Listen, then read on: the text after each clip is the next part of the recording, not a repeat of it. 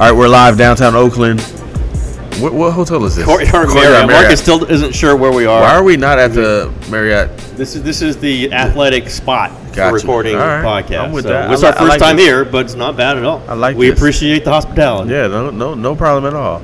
So Warriors Plus Minus is back. Marcus Thompson here with my boss, Tim Kawakami of the Athletic Bay Area. The Warriors are actually about to play. Yeah, this recording is going to be a little bit untimely, but that's all right. That's all right. But in Orlando, I was in LA. Yes, you were. My first road game of the year, by the way, and I know you will appreciate this. I completely forgot how much of a show a Lakers game is. I mean, I don't think I've been there since 2013. Man, it was a show. Yeah, well, because now the Warriors are a show, and it's in L.A., and the Lakers are a show. Britney Spears courtside, Diddy courtside. Denzel? I didn't see. I wasn't on that side. Yeah, Denzel's usually there, right? Here's the funny part, though. Diddy walks in, and it's like, oh, there's all this hoopla. It's Diddy. And it's funny because when he comes in, Rich Kleiman stands up. Durant's guy. Yeah, so me and Slater standing there. And, Diddy goes and he says hi to all the people. And then he goes straight to Rich Kleiman and spends like 5 minutes chatting with him. And it was funny. Like, Kleiman stood up like, yeah, I know he's coming over here to me. Wow. It's like, man, these dudes are big shots, huh? Well, Rich is in the he was in the music. He was. And he was with Rock Nation, right? Yep. But he's big time. He's big. I'm sure he's glad that you noticed too. He's glad that you noticed that. Me and Anthony Slater sitting there watching, like, oh, he's just gonna stand up and wait for Diddy. Diddy walk right to him. I was like, wow, walk past Britney. Oh, wow. But yeah, it was such. I completely forgot about that, and every time I do that, it makes me think. I bet it was probably crazier in the Forum days. Yes, right? I bet it was more insane. Well, I mean, listen. I mean, it's all relative, and Staples is glitzier. Staples is kind of more, I guess we'd say corporate. Yes, definitely. So you see all the talent agencies and all that. But yeah, Forum was magic. I mean, I wasn't there for that, but that was just the height of everything. This is like an echo of it. It's huge, but. Yeah, you get Nicholson. Yeah, Jack was there. On and on and on. I just got used to it when I covered the Lakers. I covered 1 year at the Forum and 1 year at Staples. Is that what it was? I can't remember now. But when there's something going on, that place it's different. It's a different spot. It's a different feel. It's not a great crowd environment like noise, but for the show, it's a distraction actually. Yep. Like you're watching the people. Yep. And then it's the people who aren't celebrities, but they want you to think they are, right? Who is that? Maybe. Yeah. Well, they're dressed in such a fashion. You're like, is that who is that? And you're like, that's nobody, right? The one that got me when I was covering the Lakers was Salma Hayek. Used to be there all the time. I bet that was incredible. Oh my God! Yeah. I am not. You don't get to just focus on Salma Hayek. The game. She's 22 feet from me. It's going to be hard to watch Shaq and Kobe. TK was like Jeff Van Gundy when Rihanna came in. I heard about that. He's like, on air. He's ready to just give it all away. That's funny, Salma Hayek. That's good to know. Yeah. So actually, and I talked to LeVar Ball, who's actually far more sane than he comes across on TV. Right? He's a show, that's what he is. He definitely had some much more respect for Steph than he did when he's like, oh, my son, publicly he's like, my son is better. Privately he's like, oh yeah, he's a good dude, good player. Mm-hmm. Just interesting the theatrics that happened in LA. Yes. But although it does, when you bring that up, so that it does inform why the Lakers paid Kobe those 2 extra years. Yes. It's why they're so desperate to get star. They just are a star-based entity. Yeah, you just can't not do it. Yeah, you cannot have stars. You couldn't be the Spurs there. The Spurs there, and they won. I guess they'd like them. It wouldn't be the same. It's all about mega stars, and that's why they got Lonzo Ball, and it's why they're setting up to try to get LeBron James. We shall see about that. But that's the community there. That's what it's about. Much more than it's about just grind out wins. That's not what that's about. It's how you win, right? The funny part was, like, the crowd was ready, the celebrities were there, Lonzo was ready, right? Brandon Ingram was ready. Everybody was ready but the Warriors. And the oddest part, like, they come back, they rally, Steph finally starts playing well, they start D'ing up in overtime, and they win the game. And Steve was probably more frankly upset, irritated than we've heard him all year. I think he's getting to the point where he's kind of like the fans, like, all right, when y'all going to start playing for real? Yeah, I'm a little surprised because I was like kind of knocking down fans like I tend to do that night. Like, oh, this is settled. They're not as good. Listen, they're as good. Talent-wise, scheme-wise, whatever. They're not playing hard. Draymond says that. Steve really said that. Why do you think Kerr is saying it now? I mean, why that game? Why that moment? They're on the road. They're in L.A. They've lost games to L.A. before. Oh, yeah. They got destroyed by the Lakers last year down there. Why now? That's what I'm asking you. You know this team. You know that guy. I think a lot of it has to do with Steph Curry. Mm-hmm. I think he's talking to Steph a lot and Draymond, but he's just like, I don't want to see you sleepwalking anymore. And you know what? Here's I was thinking about this when he went through this, because he keeps saying, I understand this. We went through this same thing. They were 8-7. They had a maniac, right? They had Michael Jordan, who's like we're not about to slack off like this forever. And at some point, Jordan could just say, all right, here's how we're going to play. But if it's Steph playing that way, like, that's the guy who's supposed to be the one riding the ship.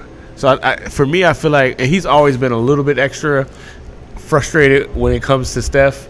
And I think there's some Jordan Bell in that. We're going to talk about that. Yeah. But I think he sees Steph's like, all right, I need you to right the ship. But if you're the one not playing hard, making the careless turnovers, it's kind of hard to set this tone. Yep. And I think he got, like, when's the last time Steph didn't play a whole third quarter? Yep.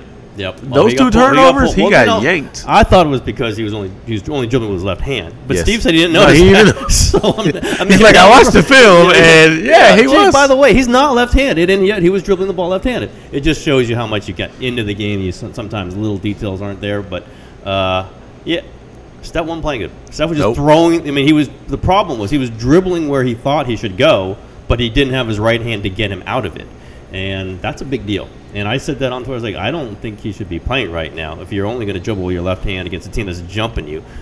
So there's some weird energy around, but it's part of the big show. I think your Jordan thing is a very good parallel. They don't have Jordan. They got Draymond, but it's not Jordan. It's got to be the best lead player, dog. It's got to be the lead dog. Kevin, that's not Durant's role. He's new to the team. He's not that kind of personality anyway. It's Draymond and Steph.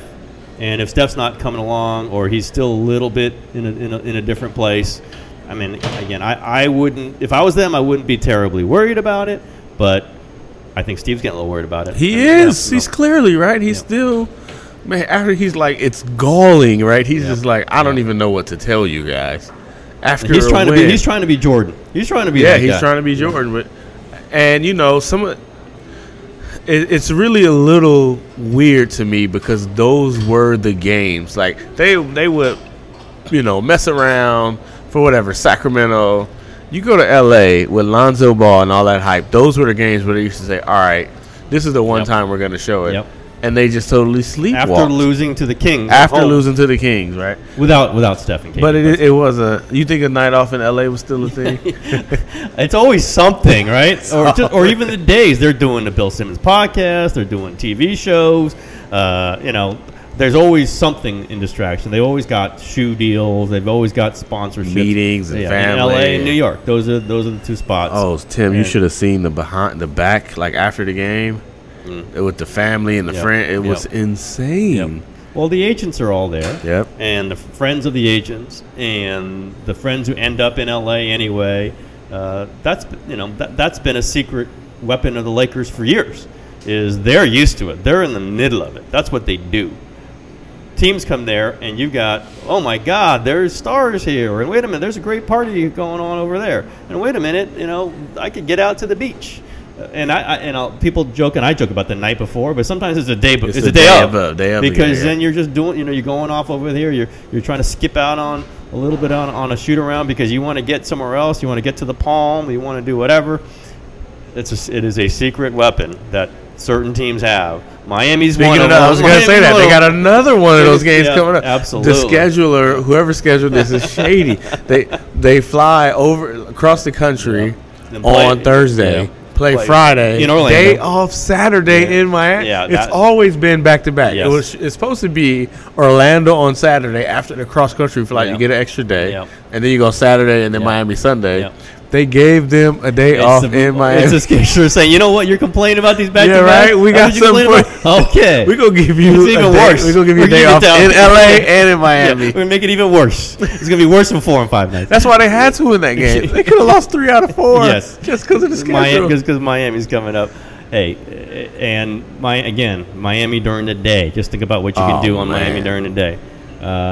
These are all little secret little things. Houston's in there too. That's what people don't understand. Houston is in there too. You play through it. You see what you are. They've done it before. They've had these games before. Again, though, I will say I cannot remember last time the Warriors had an off day in Miami. I can't. It's always back to back, right? Orlando, Miami, back to back. Here's the what do they do about this? Like at some point, right? It's going to happen. We presume. We don't know when, but if Steve is wanting it to happen now and it's not happening now, what can they do to get it going? Is it just a matter of Steph and Draymond? You bring it, everybody else will follow. Is it rotational? I think it's that mostly, but I think what really always does it is lose 2 out of 3, lose 4 out of 7. You know, the Durant thing caused and the tough schedule last year. So, we got ambient noise here. And then they go, whoa, wait a minute. No, it was because of the schedules, because Durant, but it really shook them up at the right time. Yes. And guess who took over in those moments? Steph Curry. And he might not do it if they're happen to be 27 and 10, but if they're 27 and 15, then it might be okay. Let's just go do it. Now Steph isn't the rah guy. He isn't the you got to do it guy. That's more Draymond. It's more them together, but. I think practically it's going to take maybe somebody gets hurt and the others have to rally around them. Maybe Steph's hurt right now. That was going to be he's right talk about that. Yeah. I mean, we're here. We might as well. Are you worried about that? I would say that's an issue for them. I mean, but they're saying. I guess they're saying he can't get it hurt worse. Although you would think he could. All you have to do is fall on it and it gets worse. I don't ever believe that when they say that. Yeah, like, hey, you can't get it any worse. Of course, you heard it, so you can hurt it. How'd you heard it then, right? Yeah. I think on a shooter with his touch, when it's all about touch, when his dribbling and his occasional looseness of dribbling and passing, I think it obviously affected him. No, wait a minute. You went up to him and you told him he had 3 air balls. Is that what happened, by the way? So I'm talking to Steph and I'm like, first thing I do is go in there. I was like, let me see this hand because I hadn't seen it. I was like, let me see it. He was like, you can't see it. And then I looked and his ring finger, like the middle, the big knuckle, it's like fat, right? It's like a sausage. And so I was like, I'm looking for like discoloring because they call it a contusion. So I was like, oh, let me see. Maybe he's got like a big bruise on his hand or something. But it's really a fat, it's like really fat. He was saying it hurts when you touch it. And I was like, Steph, he's ripped off many ankle braces. I was like, why you just didn't take it off? He was like, oh, man, I wanted to, but I can't play without the wrap. Yeah. But he couldn't feel the ball all the way. He thought if I got my 2 fingers, my index and my middle finger, I'm good. But out there, he's like, no, it wasn't good. So we had to kind of get used to it. Yep. So but I'm asking him all these questions, and he's like, looking at me like, why am I asking him so many questions? He's like, I've had bad shooting nights before. What's the problem? I'm like, dude, I've never seen you airball 3 times. He's like, I airballed 3 times. I'm like, yes, yes, you airballed 3 times. And not like pressure. Somebody's in your face, you got to throw it up. Like feet set.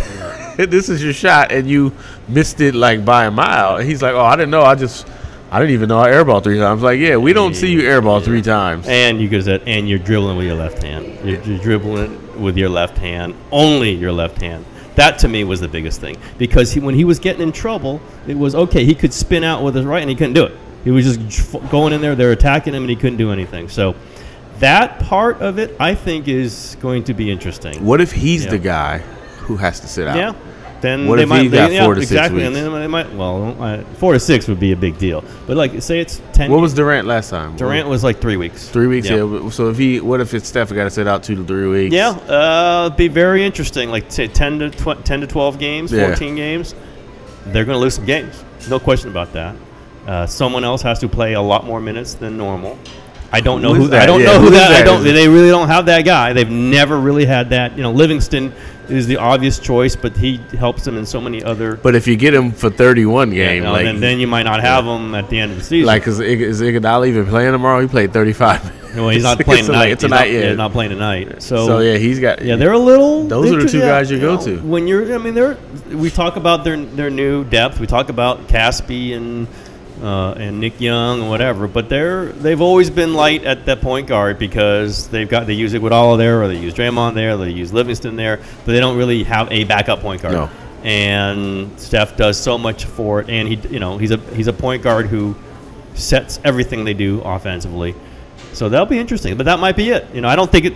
I think they're going to play through this, but if again today is a struggle, and then the next one's a struggle, maybe you shut it down, and then we see. And it'd be very interesting, that dynamic. And maybe that's the one where they go 5-5.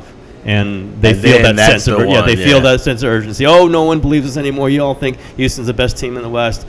We'll show you. That has not come close to triggering in their head. They're not close to that. It's not even a thought. No. Which is so anti the Warriors that we know, right? Yep. This is what they do. The moment you doubt them, we've talked about this on Warriors Plus Mind. If you doubt them, they will come out and prove it to you. That's the one. Now, but is anybody doubting them, I guess? You and I are circling games that they're going to lose, and then they lose them. It's ridiculous. Now, I think part of this has just been the psychology of what Kerr said. Like, we know it's going to be tough. We know this is going to be a slog. You played 3 straight long postseasons. Okay, we're not going to put the heat on you every single game. Well, then if you say that, and they're not going to they're going to feel that. Now they own that, right? That's a part of how they even think about it. So you can't all of a sudden say, "Oh, by the way, now you have to play hard." I said it was going to be tough. Now you have to, that's the conversation they're having. Maybe it's just through their play and not actual words, but I would imagine it's actual words too. I just don't know if it's not number 30. Then they're going to have some interesting moments, and they had some interesting moments. But they're 16-6, by the way, Marcus. They're 16-6. So it's not like they're the Bulls were 8-7, right? Yeah, exactly. I mean, LeBron's gone through this when they've LeBron sat out 2 weeks. Yeah, they've been 13-11. Yeah. So that's maybe the problem is they're winning. They got to lose some of these games. Yeah. If they lost this Kings game, they could have lost the Lakers. Yep.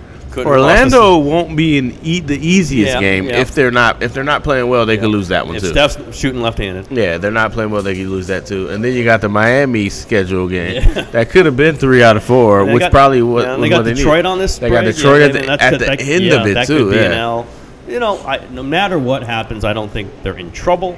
I just think we're waiting for when that moment of urgency hits them. Once it hits, none of this will matter. Yep. Once it hits, they'll run off a win streak, and we'll say, "Yeah, we knew what that was already." But in the midst of it, it just feels it's just different. It feels different. And part of the reason I thought Steve was going to get away, or going like his plan for saying we're going to chill with these guys, is to use some of the players on the bench. But I don't think he's figured that part out yet. And it's so in and out that they don't have a rhythm. And it makes you wonder, why not just play Jordan Bell? Why not just play him? And if he screws up 3 times, he screws it's all right, It's not like the starters aren't, right? Yeah, that's true. But he screws up in ways that piss off Steve. That's what it is. There's just certain things you can do. Yeah. Like, if you take bad shots, Steve, it doesn't kill him. Yeah. Being out of rotation kills him, which is why he likes Looney, because Looney's usually in the right place. Exactly. And, Bell will jump a rotation, and you're not supposed to do that. Absolutely, Or he'll swing wildly for a block, take himself out of position. Absolutely. He did that 3 times. Or he'll try to make some pass that Steve doesn't like when Steph does it. When Jordan Bell does, he's out of the game. And so, that's Steve coaching. You understand that, but I think he's going to have to, and I think he's already made a decision. He's going to have to live through some of these. He's going to have to play him 8 minutes a game minimum, and then if he plays well, it's 14 minutes. JaVale's did not play the last game. Those are the minutes that Jordan Bell's getting. JaVale's hurting because Steph and Draymond aren't playing well, right? Yep. If his success was based on them playing well and him just sitting there eating off the table, right? But if they're not playing well, he doesn't have another game. Yeah, he doesn't have something else to do. If teams are saying, "Hey, Draymond, we're not covering you on that shot. You just got to make it," that just takes away the lob. So he just got to he got to hit that shot. Otherwise, they're not gonna. The 2-man game is gone. They're like, back up. Take away the lob, Draymond. Let me see you make that. Well, we've seen how many the other game. I think it was the Kings game. Like, get it to JaVale and he's working on the block and takes jump shots. It's like turn around. Yeah, it's like that's not where this is. If he does that, then Jordan Bell should be in the game because Bell at least runs the floor. He is a much better defensive player, much better at the switches. They might as well just play him and accept that he's going to make mistakes because he does other stuff. As Draymond says, things happen. He can do things. Not all of them good. Yeah. But he can do things. Yeah, run into things, and they kind of need that. And, I think that's what they need. Yeah. They haven't had that for a couple of years now. Just somebody who runs into things, and they get beat by those guys. And so just match energy for energy, length for length. Go knock around the ball. Go dive on the floor. Go get a crazy dunk. Absolutely. And I think, when people keep asking me, okay, if Jordan Bell's going to play, whose minutes are you going to take? Is going to be JaVale McGee. No question. It's already begun. Yeah, when George's going to play, JaVale's not, right? That's what Steve is saying. I'm going to play Jordan. Yeah. But I do think there's a part of Steve who's like, all right, we really got a good one here. Yeah. I'm not going to let him develop bad habits. I'm not going to let this get to his head. Like, this guy's going to be a pillar. So he's probably a little extra hard on him. Like, no question. But they kind of need him because remember last year we talked about how JaVale – and, there was this debate about whether JaVale was really good or not. And the point was the other players want JaVale on the court with him. Yep. I think Jordan is getting that. Like, man, I'm a lot better when this dude is chasing down blocks from behind, right? Or this dude is catching the lob, or he's getting the rebound and pushing it. I think they might start liking, like, hey, let's get Jordan in the game. Yep, I agree. Now that's costing JaVale minutes, and they love JaVale. But if he's not catching lobs, exactly. Has he caught a lob this year? I am not in the half court. I can't remember if he has. I can't remember one. If it was very early in the season. Certainly hasn't in the last 15 games. Jordan Bell can do stuff, and he could take 2 dribbles and flush it, which JaVale can't do. And so when it gets to the point now when there's something crazy athletic happens on the court, and a Warrior does it, I know it's him. Because there's nobody else who's just got that kind of athleticism, and they, again, he's going to screw up bad when he plays some game. He's just going to do something really stupid, and Kerr's going to he's got to swallow it. Yeah, Kerr's going to have to live with it, coach him through break a clipboard, or he's going to have to rethink this. But that's the guy to put in there. And again, I think you do want to see what McCaw can do. Is it? I was going to say, is it the same for McCaw? Do you just it's totally opposite, right? Totally opposite. He doesn't do stuff. He doesn't do enough stuff. He just passes the ball. He turns down shots. And that's the problem is when you've got him turning down shots, you got Andre turning down shots, you got Draymond turning down shots. That's bad for Zaza turning down shots. No, Zaza's turning down shots. Then that's bad for Steve's system because it's not just isolate Durant. It's move the ball around and you take the available shot. If Pat just would take 2 shots. Take the shots. Yeah, take 2 shots a shift. I think Steve would feel a lot more comfortable playing them. He wouldn't be worried that the offense would come down to just a standstill, and Patrick would start making some of them. If you don't take them, then the one you take is not going in. It's everything, too. It becomes – and, but he's the kind of bouncy, wiry, covers a lot of space, just energy guy. Switch defense. Yeah, again, he's a guy that you could really see could help this team. Steve wants to play him on that second unit, but if he's not going to shoot the ball and that second unit isn't scoring – it doesn't matter how good. Yeah, because Nick Young is really slow. He's slow, and right? He's a stationary player, but at least the defense has to guard him. At least there's space. They have to put a hand up on him. And for all the talk about defense, and we know defense has been the core of this team. They still, if you can't have guys, you can't have multiple guys on the floor turning down shots. Like you can't have 2 guys. Yep, and they have 3 sometimes. Yes, they will. And they're especially if Andre's not taking the shot. He's not taking shots. He went out of his way to pass up 2 shots. He's not in the same sequence. Andre is a great player, and I've always written that he is for them.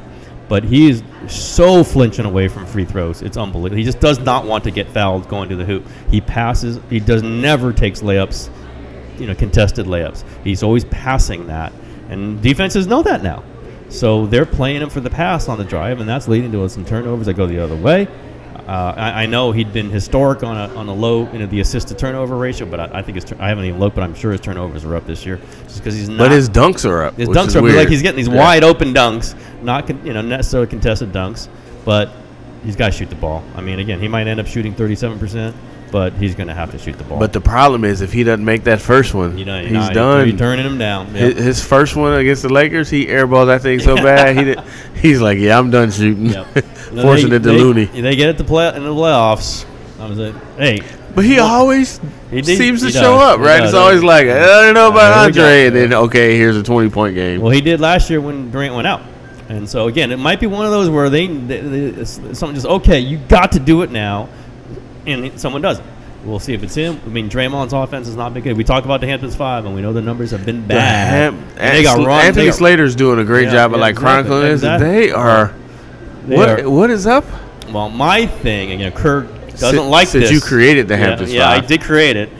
Kerr doesn't like when I say the problem. I think the main one is that Draymond and Andre are not shooting. And the whole thing's built on mismatches. You got the big guys rotating. You get them all screwed up. And then there's a wide open three for somebody. And often it's Draymond or Andre. And we go back to the Cleveland Finals the first time. It was Andre just destroying whoever was guarding him. Mozgov, right? And running Mozgov off the court. Well, if he's not shooting the ball, and he has to be guarded, and Draymond doesn't really have to be guarded, well then that's a whole different thing. And defensively, they're not playing as hard, that whole group. No question. And then there's your problem. Now, again, it's small sample size. I don't think there's going to be an issue down the road, but I think Draymond and Andre together, not shooting the ball is a problem. No, Draymond will shoot the ball, and he won't always make it. But if they're not making a couple baskets on these runs, then that doesn't fuel, they can't set their defense. And if they're not setting their defense, they're not getting the fast breaks going the other way. It just kind of builds on each other. Yeah, it doesn't pick up the pace like it used to. And I believe it's largely because of those two guys. It's supposed to scatter the defense. It's supposed to put incredible pressure on the defense. Speed the game up. And that's not. Yeah. And I think it's put those two guys offensively under the microscope, and then I think you'd find here's the reason right there. I wonder, will they go 3-3 on this road trip? The 6-game road trip is the longest. Could they go 3-3? And if so, does that do it?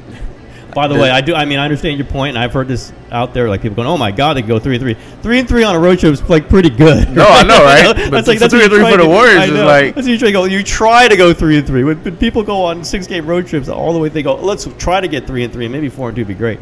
But that just tells you the level they're at. That 3-3 would be, oh my God, what are 3-3? Disaster, it's panic time. They could go 3-3, absolutely, and it'll depend on how it is. Is that enough, though? Right? Yeah.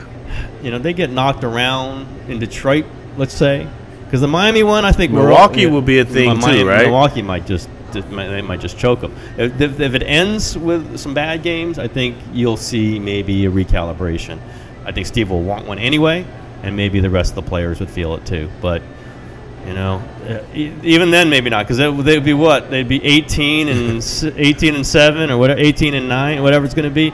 I don't think they're going to be that desperate at 18-9. I get part of it too is where are the Rockets in this, and do they want the 1 seed? Houston's what, 17-4, I think. Yep. And they're rolling. Yeah. I do think though they're looking like, let them be the team that's rolling now. And that's right? one team that doesn't worry them. Yeah, even though they got beat by them game 1.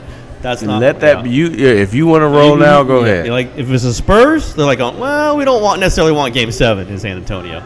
With Houston, they go, we'll win 2 there, we'll do it. Oh, it's all over. Yeah, we got that. Yeah. So again, a non-motivation for them. Now, Cleveland starts perking up, maybe a little different. Do they want Game 7 in Cleveland? Or do they want Game 7 in Oakland? Definitely in Oakland. That's one that might get them, but man, that's down the road too. So, and we know Cleveland's due for a January lull, like they've done with LeBron last few years. I don't know. I don't know when the urgent moment is. It's interesting that Steve is searching for it. He's searching a little early though, right? I agree. Maybe he feels that this trip could be the moment. I don't, or he wants it to be the moment. I still think it's early. I still think anytime you're before Christmas with these guys, if you've got a decent record, you got plenty of time. I mean, we know them. They could go 25-1 in a drop of a hat.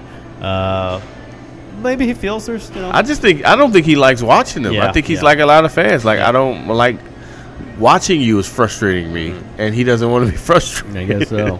And he's got some different personalities on this team. We talked the players that could change it up. It's Jordan Bell, Nick Young, Patrick McCaw. These are not, it's not the normal Warrior. The guys he has to kind of work into the flow. And maybe, JaVale isn't great right there, and they're just different pieces to this. But I think they knew that again. They knew that going in, and they're better than everybody else. And they just got to get to the point where they can be better than everyone else on a consistent basis, and they're not there yet. And if they win the championship this year, what's next year like? They'd be we're not even, all that panicking y'all were doing? Like, we're going to take it off until the All-Star break. Exactly. You know what? It was Christmas. Now it's the All-Star break. Steph is going to play left-handed until the All-Star break. Let's see what happens then, okay? That's going to be crazy. Yeah, Steve's got his work cut out for him. Yeah. Do you think he needs, this is his, his escape from all the other stuff? He's doing a lot of talk show, a lot of radio appearances, a lot of interviews. He's really into how they play. I wonder if this is somehow connected. He's he's using this to be distracted from health issues. Yeah, maybe. But I just think he's a natural guy, likes to have conversations. Yeah, he's probably the most competitive guy on the team. Yeah, he thinks through stuff, and he's thinking about this team a lot, and he's thinking he's not real happy with it. But, it's a matter of degree. It's a matter of calendar. But I will say, he starts talking about, if he starts talking about distraction, I would say then you went into the Bill Simmons podcast on Monday, by the way, in L.A. So, there's, or whatever day that was, he's in the mix too, which is fine. That's all fine. Oh, yeah, he's totally in the mix with the rotations. You can't say urgency and then run 5 guys who never played together. Exactly. Hey, what are you guys doing? Yep. But, he's searching. He's searching. He's looking for guys he can count on. He wants the players to all play. They're all the things we know about Kerr. It'll all turn out fine, in my opinion. I don't think it's going to be a huge issue. They got the best team, but it is just a little bit. You've got the tired legs. You've got China. You've got different mix of secondary players. You've got some older players. It's a different kind of mix that I think that is just showing up where they're kind of counting on Steph and Draymond to carry them, and sometimes Steph and Draymond aren't carrying them. I think they're just banking on we're just going to make a lot of shots. Yeah, well, it's just been pretty good for them. Yeah, right. We're just going to make a lot of shots. 35. By the way, 35 is totally their bailout. I mean, we saw this happen in the playoffs. But it's not now. Steph is like, okay, go. Here you go. He's no question. That's the way he just carried them for the Lakers game, and it's all right. Yep, it's winning time, Steph. We got this. And it was going to be him in the Oklahoma City game if he could.